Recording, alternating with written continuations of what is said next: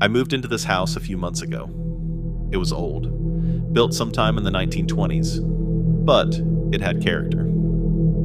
The kind of house where the wooden floors creak at night, and every gust of wind sounds like a whisper through the cracks. At first, it was charming. The creaking floors, the rattling windows. I told myself it was just part of the charm, until I noticed something odd about the hallway upstairs.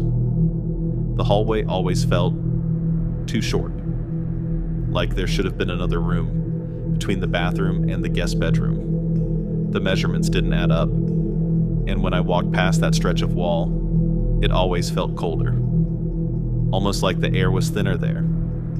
Sometimes, late at night, I would hear faint knocks from behind the wall, soft, deliberate, like someone or something was trying to get my attention. I brushed it off at first. Old houses are strange, right? One evening, while moving an old dresser, I accidentally bumped the hallway mirror, and that's when I heard it. A hollow thud behind the wall. Not just once, but 3 slow knocks, spaced perfectly apart. I stood there for a long moment, my heart pounding, staring at my reflection. I don't know what came over me. Maybe curiosity, maybe something else. But I reached out and pushed against the wall behind the mirror. To my shock, the panel shifted slightly, revealing a hidden door, so cleverly sealed, you wouldn't even know it existed unless you were looking for it. I hesitated. Every instinct screamed at me to leave it alone, but curiosity won. I pulled the door open. The hinges groaned like a dying animal. Inside, it was pitch black. The air smelled of mildew, and something else. Something metallic, like blood. I turned on the flashlight on my phone and stepped inside. It wasn't just a small room, it was a nursery. Tiny, dusty furniture sat untouched. A broken crib leaned against the wall. Dolls lay scattered across the floor, their faces cracked, their eyes missing. One of them had its head twisted completely backward. On the far wall, written in something dark and dried, were the words, "Don't let it out." The words looked smeared, desperate, like they were written in a hurry.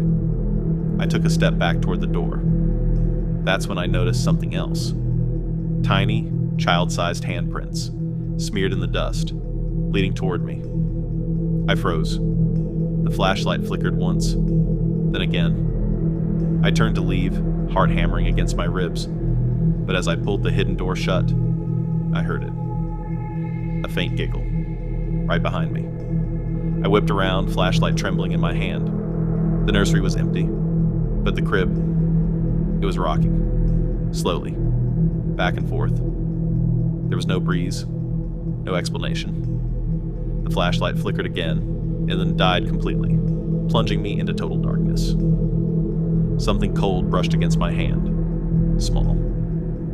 Fingers. I bolted through the hidden door, slammed it shut, and shoved the mirror back into place.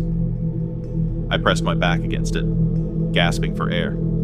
I didn't sleep that night. I couldn't. Every time I closed my eyes, I heard it. The giggling, the scratching at the wall. Days passed, and I tried to convince myself it had all been in my head, just an overactive imagination. Until one night, as I lay in bed, I heard the floorboards creak outside my bedroom door. Slow, deliberate footsteps. When I looked, there were tiny, wet footprints leading from the hallway, right up to my bed. I haven't opened that hidden door again. I nailed the mirror to the wall, but it doesn't matter. Because whatever was locked away in that nursery isn't locked away anymore. And every night, it gets a little closer.